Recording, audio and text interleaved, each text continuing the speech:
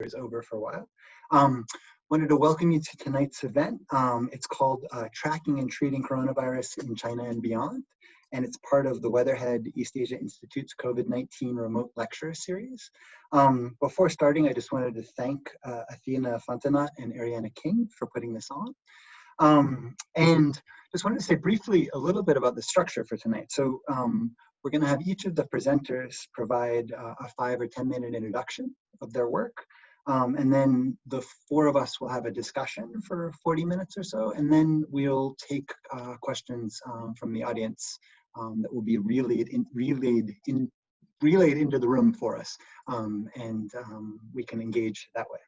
So let me briefly say a little bit about each speaker before we start.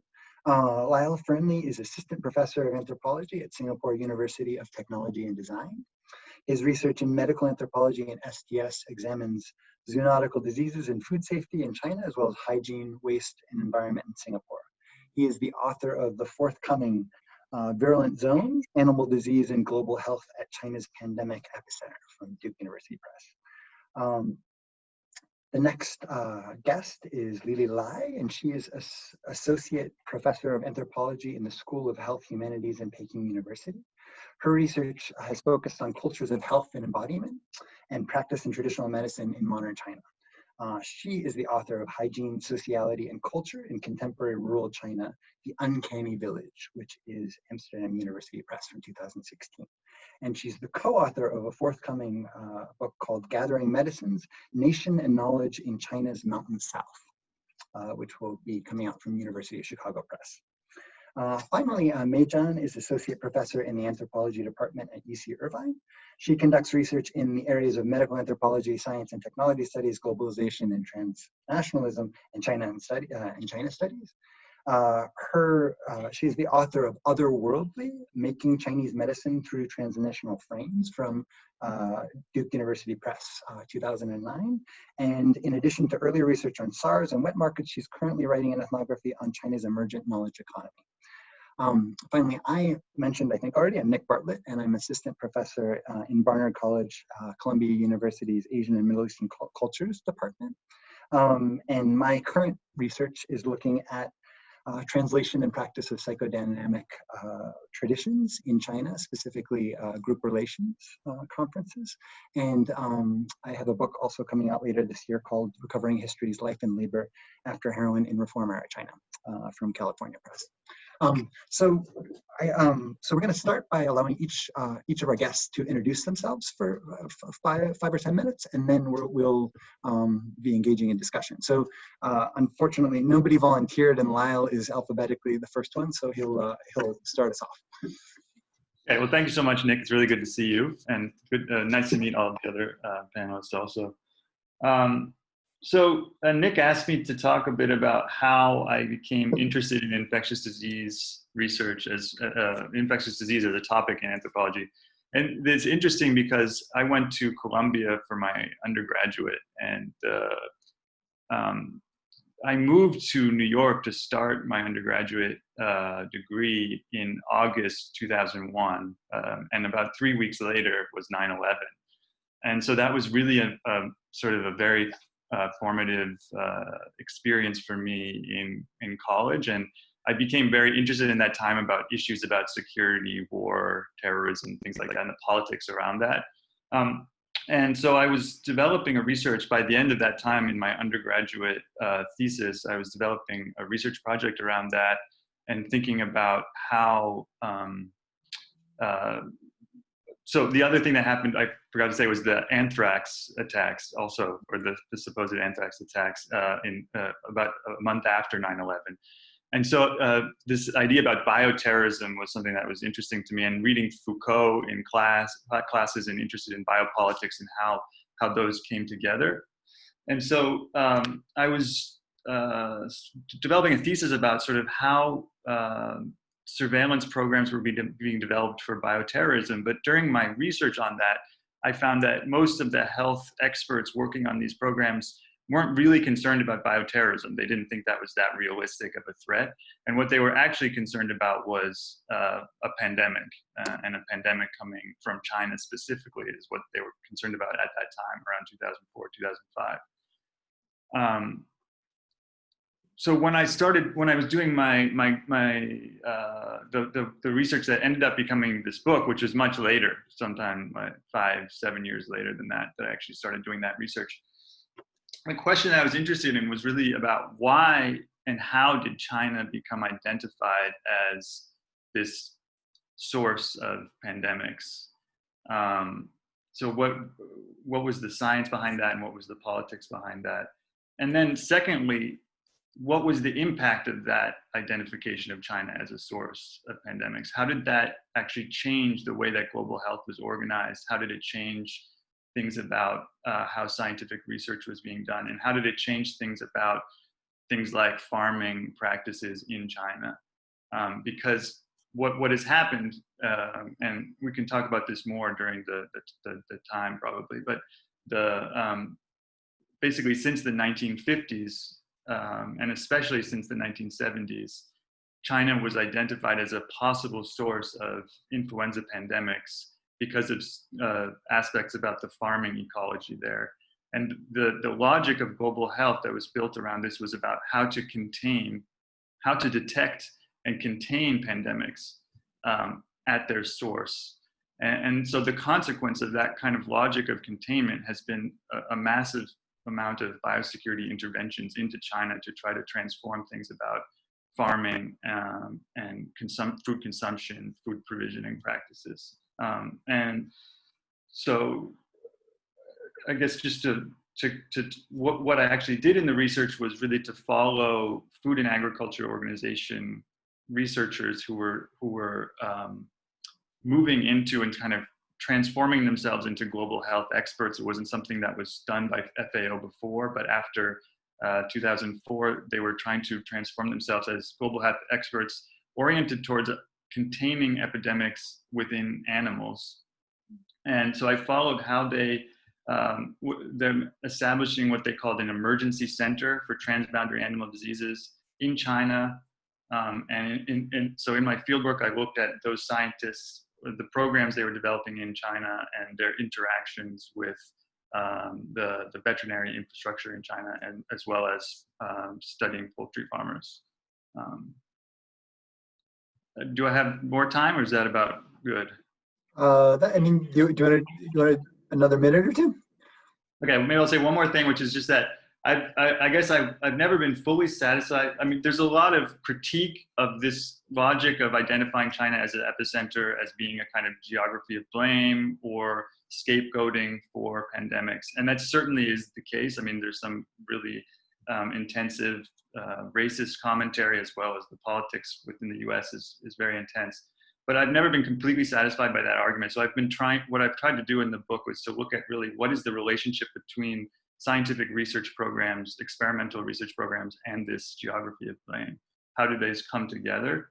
And I don't think it's just about scapegoating. So scapegoating is really a kind of argument from the sociology of risk, I would say, that's about saying that what's identified for blame or responsibility in epidemics is not a consequence of, is really a consequence of sort of social structure rather than the epistemology of science. And what I've actually tried to show instead is that there's specific aspects of the way that science has developed that's left an opening for these kinds of claims.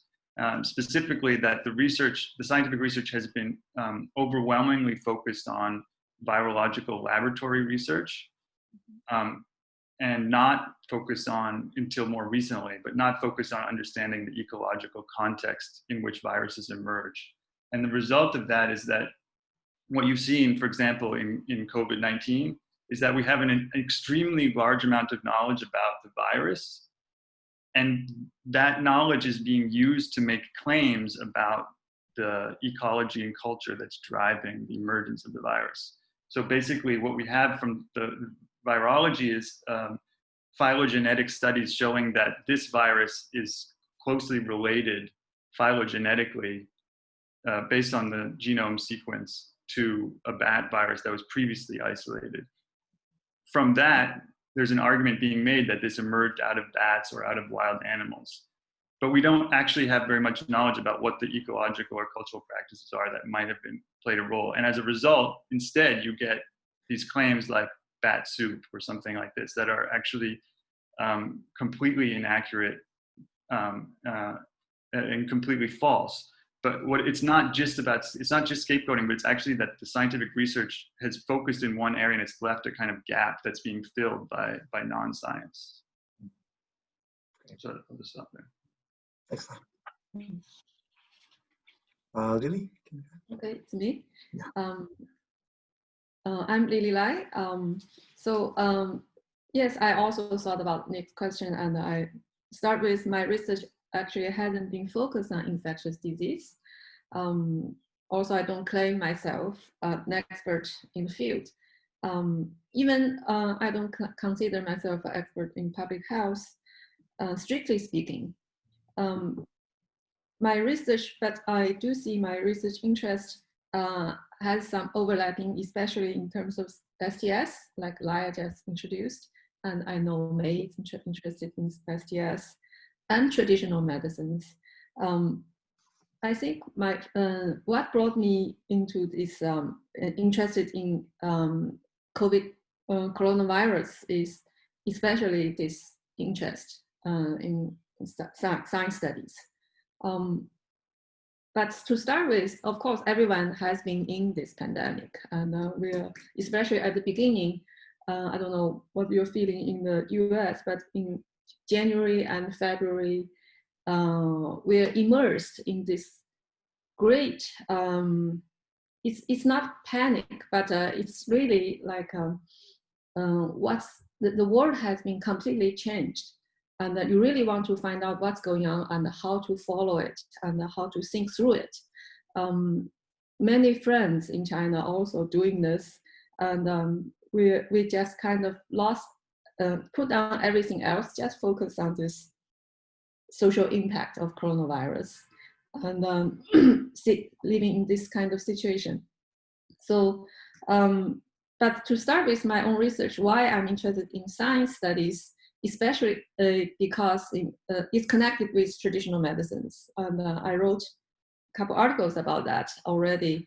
And because of the Chinese medicine, the modern Chinese medicine strive for being modernized, being scientized as a scientific medicine. So put me in a deep dilemma. My undergrad was in Chinese medicine. I was in Beijing University of Chinese Medicine, and I didn't like it. It's not like what I learned in high school, physics, chemistry, math, all the science-related topics. So Chinese medicine doesn't make sense to me, didn't make sense to me. So I started to, I decided, okay, I'm not going into Chinese medicine. So you see where I'm now, I'm in anthropology. So I spent a long time to try to find what can make more sense to me, not in Chinese medicine, but something else. But interestingly, why I'm interested in anthropology, because anthropology taught me how to appreciate Chinese medicine, and